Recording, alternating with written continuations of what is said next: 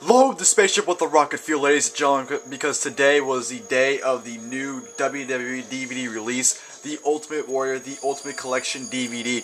Ladies and gentlemen, if you have not yet, please get your ass in a car, on a bike, I don't care if you have to walk there, get your ass to a DVD store, Walmart, Best Buy, whatever you can find DVDs at, and go buy the new Ultimate Warrior DVD. And ladies and gentlemen, today, as you can tell, I do not have the brand new Ultimate Warrior DVD. Because first of all, this video will be the review of the self-destruction of the Ultimate Warrior, and secondly, I do not have the DVD just quite yet, due to horrible customer service by Walmart, and I don't really feel like going out, all out of town right now. I'll do it tomorrow when I have time, but I didn't feel like going out all over the place looking for the DVD today. But hopefully I'll get it tomorrow. But due to horrible customer service, what I mean by that is I actually called a different Walmart, like not far from here, but like a 10-minute drive, called a Walmart. I asked the guys, hey, do you have the brand new Ultimate Warrior DVD? The dude goes, I don't think we have it. Didn't even bother to look, didn't even bother to check. We just said, oh, I don't think we have it. And that was pretty much it. So fuck you, Walmart customer service. Hopefully tomorrow I can find it, but it doesn't really matter because I will not be reviewing that DVD or watching it anytime soon anyway. Well, not anytime soon. I'll probably be watching it sometime either next week or the week after that, because I'm actually planning on having a viewing party with my good Skype friends. But a majority of them are going to WrestleMania this weekend, so they won't be able to, they'll be busy, so they won't be able to watch it with, I won't be able to watch it with them this week, so I'll definitely wait till I get back from the trip and get settled in to watch the DVD. But until then, I had a chance to finally check out one of the most controversial DVDs in WWE history, the self-destruction of the Ultimate Warrior.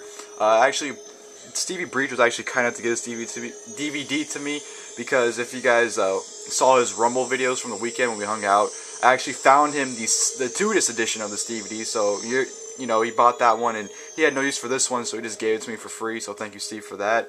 And, I always put this DVD aside because I'm a huge Ultimate Warrior fan, and I always heard, how much he got buried in this DVD, and I kind of wanted to avoid it. But with the new one coming out today, I just really wanted to watch this one first before I watched that one. And I was able to watch it this past weekend, and yeah, now I'm here to give my thoughts and opinions on this DVD, and let's not waste any time and jump right into the video. Alrighty. Oh shit. Alright, as you see right here, the DVD cover, self-destruction. Damn clear. Self-destruction of the Ultimate Warrior. You got, a nice collage, pictures of the Ultimate Warrior right there. So nice little cover, I like it. The side spine, just saying self-destruction of the Ultimate Warrior. Here's the back, you got a picture of him, I don't know.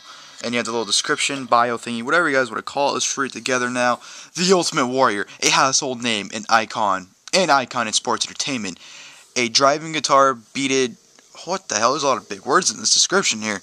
Hurtled, I have no clue how to pronounce that word. His explosive to the ring with his signature armbands and face paint. His intensity was unparalleled.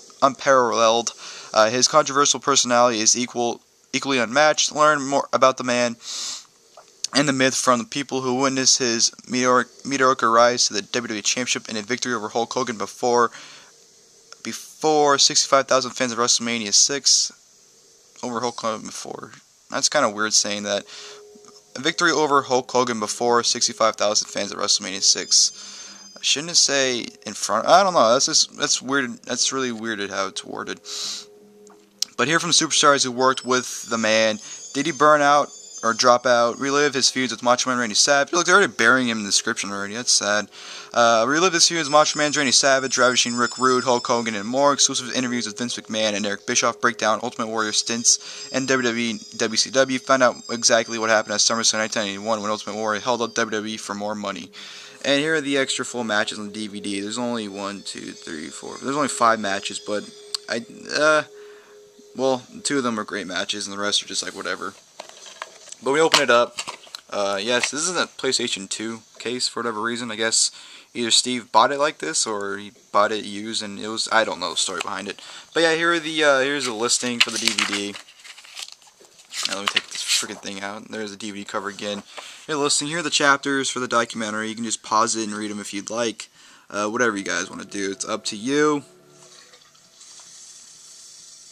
And here are the matches once again. If you did not get it from the back for whatever reason, you can just pause it and read it, or look in the description, either way.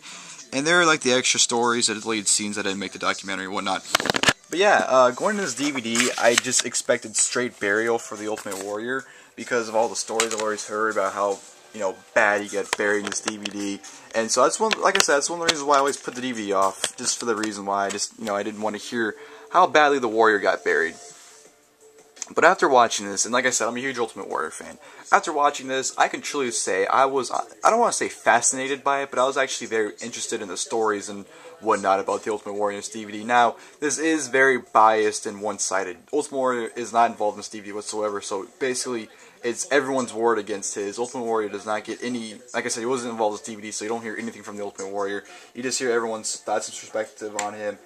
Very biased on one side, like I just said. Sorry, but I don't know, I was kind of entertained by it. I kind of liked it. Michael Myers is going to kill me in like 5 minutes, so I better hurry this up. But, yeah, like I said, I'm a huge Ultimate Warrior fan, but I was kind of interested, like, in the stories and whatnot. Like, I'm just repeating myself at this point, but I don't know, it's kind of really hard to give an overall thought on this DVD, because I know a lot of people will have different perspectives and views on this. I know a lot of people who hate this DVD, I know people who actually enjoy this DVD, but me, I enjoyed it. I can personally say I enjoyed it just because I thought, I don't know, it was interesting. I thought it was, it wasn't, honestly, what I thought it was going to be. I just thought it was going to be straight burial.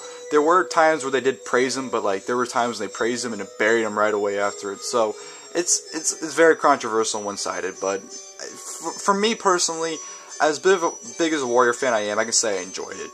Now the documentary was solid. I liked it, even though, like I said, they bury him. I thought it was, the way people presented what they were saying was good. I thought it was a solid documentary. I enjoyed it. I can say that for the most part. They jumped into like his career right away because they didn't have really any backstories with him, or start from the beginning from like his childhood and stuff. So they just started right out from the get-go. They talked about his stint with Sting as the Blade Runners, and they talked about him as a Dingo Warrior and how he became the Ultimate Warrior when he went to WWE. That Vince didn't like the Dingo name, and how there's a lot of warriors already, like the Road Warriors and whatnot, and he just said, you know what, he's not just your average warrior, he's not the Road Warrior, he's the Ultimate Warrior. That's where the Ultimate Warrior name came from. They talked about his entrance. They pretty much buried his entrance. They said, like, when the music hit, the crowd erupted, and, his explosive run down the ring was awesome. But considering how I almost said uncharismatic, unathletic, and unconditioned he was, by the time he got to the ring after his entrance, he was already blown up. So they were praising his entrance, but they were pretty much putting it down because, like, well, he was already, blown up by the time. That's why his matches were so short, because he was blown up by his entrance, and, he couldn't have a good match and whatnot. I talked about Hercules Hernandez, which wasn't really necessary. They just talked about how they were basically, like, the same size and whatnot, and Warrior didn't want to work with him and whatnot. I talked about the Weasel. I'm looking at these chapters trying to remember what exactly they talked about. I don't really remember what the Weasel was. Parts Unknown, they kind of praised it. They kind of like said how it was cool because it gave him like the mystique in the Ultimate Warrior character. Like, oh, you don't even know where he's from. And Parts Unknown was a good place to be built from, because like if he said he was from like, I don't know, Panama, Florida, you wouldn't have that mystique about him. And like there's people talking about like rumors where Parts Unknown was actually located, just jokingly around. I talked about the Intercontinental Championship, how Honky Tonk Man was Intercontinental Champion for what was it, 500+ days.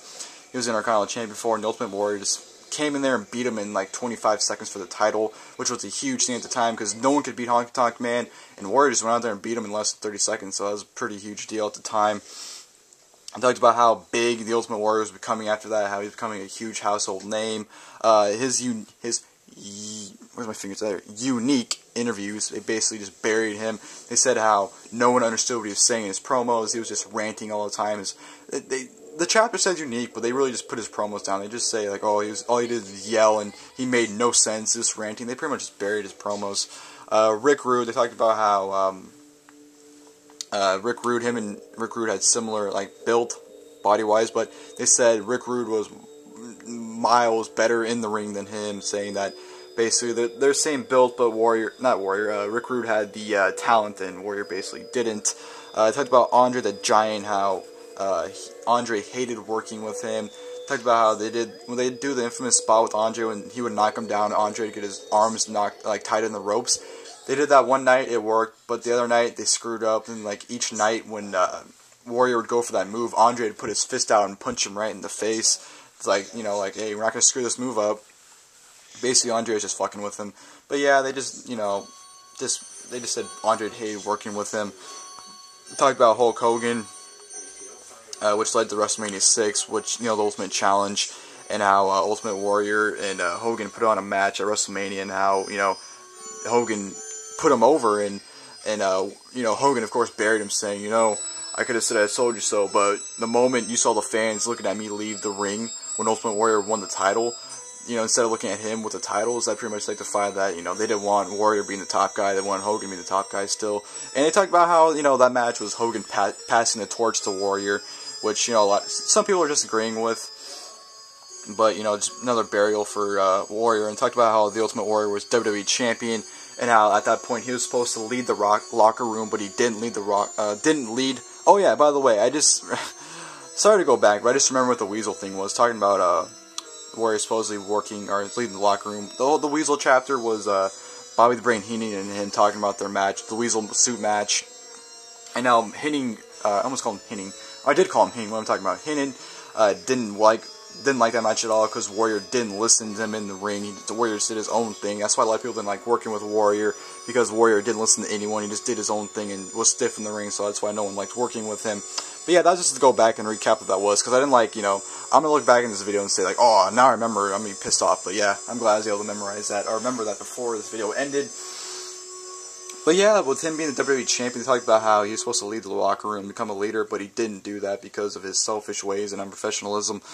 And I talked about him and the Macho Man, or the Macho King at that point, how they were very similar in the promo styles, that, you know, like Randy Savage always talked in that voice and whatnot, and they kind of sounded similar in their promos, and they actually put on good matches, so that was good on their part. So that was good stuff there. Sergeant Slaughter talked with him, talked about his work with Slaughter, how they put on matches, and he said their matches weren't very good, but he did the best they possibly could. And of course, the SummerSlam 1991 controversy, where Warrior held up McMahon for his money, and how, you know, Hogan told him, like, hey, let me, Slaughter, and everyone, you know, let's get 5 minutes of him in the locker room and teach him a lesson and whatnot. Basically just tell him, let's kick his ass. And you know how Hogan was telling him, like, you know, break his leg and stuff. They're just basically trying to plan to beat the shit out of him, but Warrior ended up, Vince ended up giving him the money. Right after the match, Vince immediately fired him and whatnot. They talked about how, you know, he was fired and he came back in '92, and Vince gave him another chance, and, you know, how everyone thought he was actually different Ultimate Warrior. I thought it was someone else, because there was rumors that Ultimate Warrior died when he was gone, and everyone thought it was a different Ultimate Warrior because he looked smaller and his hair was shorter, so everyone just thought it was a different Ultimate Warrior. And, you know, he returned and whatnot, and talked about, oh, they buried him changing his actual name, because, you know, Ultimate Warrior's real name is Jim Hellwig, and he legally changed his name to Warrior, and everyone's like, what is wrong with you, to the fact that they have to change your name to, you know, Warrior, just Warrior. Like, everyone just buried him and just thought it was the dumbest thing.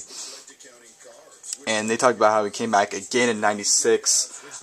You know, how Vince explained that he just kept bringing him back for the fans. No other reason why he kept bringing them back, just for the fans. And, you know, how his runs kept failing when he came back, so it didn't really matter at the end. I talked about the lawsuit, how Ultimate Warrior tried to gain trademark or copyright to the Ultimate Warrior name, and just Vince thought it was the dumbest lawsuit or whatever, just thought it was a pointless lawsuit. And I talked about him going to WCW, how it was a huge fail, how his first promo on Nitro, he was just basically ranting about random shit, and to the point where Hogan and Bischoff looked at each other during his promo, and they just looked at each other like, what the hell is he talking about? Basically just Warrior just ranting for like 20 minutes, he said. And how his match with Hogan at Halloween Havoc was one of the worst matches of all time. And Warrior did a big no-no by saying that admitting he already beat Hogan before, because Hogan's like, well, if you already admitted you beat me, why are they tuning for the match for, considering you've already beat me? Like, I don't know, they thought it was really, really dumb. And they talked about just him leaving WCW and whatnot, and basically just saying how, you know, that was just a huge fail, him even going there. And they talked about how Ultimate Warrior left his legacy in wrestling, you know, saying his character was unique and whatnot, but, you know, all the things he's done basically led him to be a big douchebag. But, yeah, like I said, this documentary wasn't nearly as bad as I thought it was going to be honest. I enjoyed it for the most part, just, you know, probably because I had really, really high expectations for the burial rate, but it wasn't nearly as bad as I thought it was going to be, to be perfectly honest, but it was still just, you know, they buried him. So yeah, that's it for this video, guys. like I said, Ultimate Warrior, Ultimate Collection DVD review probably won't be up for at least 2 weeks, I'll say, depending when I watch it with my friends and whatnot. But yeah, I hope you guys enjoyed this video, and don't forget, load the rocket ship, or, oh my god, I screwed that up. How did I screw that up? Load the spaceship with the rocket fuel, ladies and gentlemen, and enjoy Ultimate Warrior stuff. Until next time, later, guys.